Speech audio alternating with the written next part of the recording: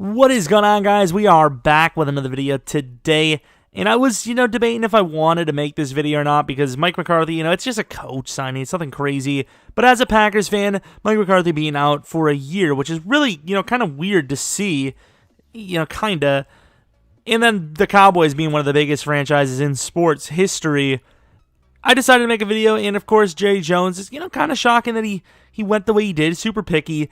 Didn't really think he was going to go with a name like Mike McCarthy, kind of the quote-unquote flashy name of the quote-unquote proven head coaches. I got to say quote-unquote for these things because, McCarthy getting a lot of credit, and we'll get into that in a little bit. But was it really the right fit? That's the question. Of course, a lot of people, we all know that the Cowboys are a very talented roster.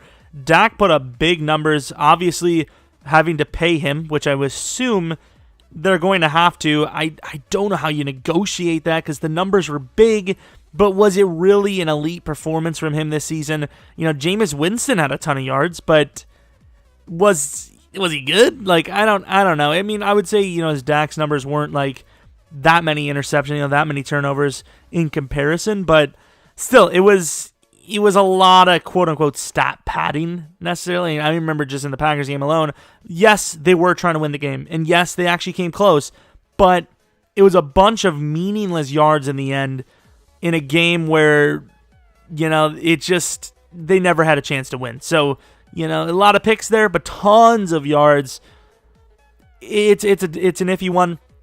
Their window is obviously closing with contracts coming up, like we said, with Dak and Zeke already getting paid, and the offensive line, I would assume at this point in time, being the most paid line. I almost said overpaid, but that's just not true. Not overpaid.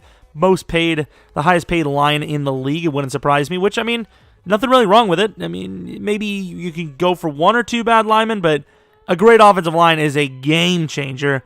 But at the same time, injuries, it kind of hinders the decision-making on how much you want to spend. However, we do know in the league right now, linemen are getting paid bank. And it's ironic because back in the day, maybe like 15 years ago, it wasn't necessarily the case.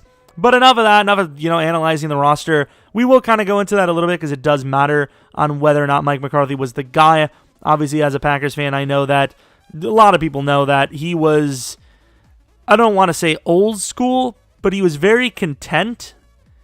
And he wasn't really willing to change. He was really just relying on Rodgers to make the throws, find the windows, and just extend the play. It was a lot of, lack of creativity. Hope the line holds up enough, kind of sets up those pillars that Rodgers can bounce around to extend the play. Because obviously at the end of the day, it comes down to, corners can't cover forever. And hell, in this league nowadays, they can't even cover at all. I know there was a little bit of holding against Kyle Rudolph, but honestly, they probably should have. They probably should have called offensive pass interference. If we're being completely fair, a full arm extension, if at minimum, probably just call it on both of them, negate the play. Because at first I was kind of thinking, Rudolph was fair, makes sense because the other guy was pulling him a little bit, but there's a difference between pulling the back of someone and completely pushing them away, It's completely different, especially when he's already got the height and size advantage. Enough of that, we're talking about teams that are actually in the playoffs. Ooh, that was brutal. I'm sorry, Cowboys fans. We'll join you soon. Don't worry about it. Kinda, because we actually made the play. I'm sorry. But there was a lot determined on Aaron Rodgers' arm strength, his ability to make insane throws, and more importantly, that Packers receiving group may have been one of the most talented groups of receivers I've ever seen. So the fact that we didn't at least win 2 or 3 bowls, it's kind of depressing. 2011, we should have been a dynasty. It should have been it. It should have been we should have been there. Should have been fine. But of course, McCarthy and his crappy play calling, he just recently complained about saying that near the end of his Packers career, the roster wasn't great. And in fairness to him, I can agree with that. The offense was freaking depleted. Defense wasn't much better. And overall, there was a lot of holes. And there still are, but we had a decent draft recently, and free agency was really good for us. So we're just good enough to potentially make the Super Bowl. But I would say Mike McCarthy's last few years, definitely not a playoff roster. And with Rodgers obviously being hurt, there's not a whole much he could do. I just think of the years before that. I'm not really judging Mike McCarthy on the later years, because once again, not necessarily his fault. I don't think many coaches would have been able to turn that team around. But obviously, being a coach stuck in the past, a great example, for instance, which is really interesting because he's going to a team that should love to run the ball. Aaron Jones, last season, he showed exactly what he is this year. All last season, 5.5 yards per carry last year on 700 yards, 8 touchdowns.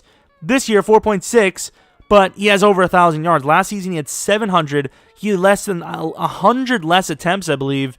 Why wasn't Aaron Jones being worked last year? I don't know. I don't know if Mike McCarthy I don't know. Super predictable play calling, run, pass. Gotta love that. It was just...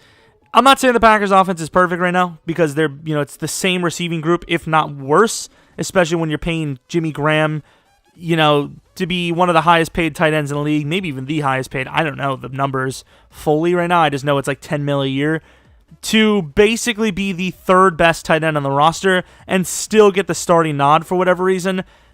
It's not going to be nice. It's not going to be nice. I would think that right now if Matt LaFleur could have the Packers receivers, Packers team from 2011, we would have went 16-0, and we would be easily favorites for the Super Bowl. Right now, we're barely stringing it along, and I could already see the highlight, the news articles about the Packers were who we thought they were. They were just pretending. They were sitting in the shadow the whole time. Obviously, I have a lot of belief. If the Vikings can somehow magically go into San Fran and win that game, and the Packers, who should win a very winnable game over the Seahawks, I think have a great chance of making the Super Bowl. I don't know if it's the Ravens that can we stop them. I don't know. But back to McCarthy once again. It all ties in. As much as I'm talking about the Packers, it all ties in because once again, we're talking about Mike McCarthy's success versus the actual talent around him. 2010, 2011 Packers team. I know there were some injuries in 2010. One of the best rosters in the league at that time, specifically on offense. Maybe the most explosive offense we've ever seen. One of the most for sure. And they didn't win as much as they should have. They really, you had, just in modern terms, I think you had 3 receivers over 90, a tight end that was over 85, a quarterback that was just about a 99 overall, and another wide receiver, James Jones, on the come-up in the 80s overalls, all in their prime. And he only came up with 1 Super Bowl. I regret 2014. I mean, it's not like I had any choices. Conservative play calling by Mike McCarthy against the Seahawks, goal line situation. Decides to kick the field goal, I believe, at the 1-yard line. It might have happened twice in that game. Just conservative, predictable, content. Of course, Mike McCarthy is going to join potentially the best roster he's had in his head coaching career. Once again, 2010, 2011 is hard to judge because it's a very good offense. Defense was lacking a little bit in the injuries in 2010. The defense wasn't terrible. Got a lot of great players, just didn't really play well as a unit, which is just Packers history for you. I mean, that's just happened since the dawn of time, basically, it seems. But yeah, I don't know. I don't think I like the signing. I don't. I want Mike McCarthy to succeed. I have nothing against him. And there was, obviously, it's not just his fault that they, I said near the end of his career, the roster was rough. Even right now, you look at the receivers outside of Devontae, who was a second-round wide receiver, by the way. There's all undrafteds. It's literally 3 undrafted free agents, playing behind him. It's not good. Jimmy Graham is the shell of himself. So, obviously, Mike McCarthy didn't have Jimmy Graham. So, you look at it, and, yeah, Mike had a kind of a tough end of the stick near the end of his career there. It's good to see him get another chance. I mean, who didn't think he was going to get another chance? I really thought he was going to just coach again this year. Good for him to get some time off and yell at that high school basketball game, I think it was, which is just hilarious. But Mike McCarthy, let me know in the comment section who you guys think they should have went with. Of course, there's some college candidates. I don't know if there's really a better candidate of coaches that were fired in the NFL outside of Mike McCarthy right now, unless some, big name wants to come back out of retirement or something, which kind of that's what Mike McCarthy did. So if you're going to go with NFL head coaches, guys that are proven, Mike McCarthy was an okay choice.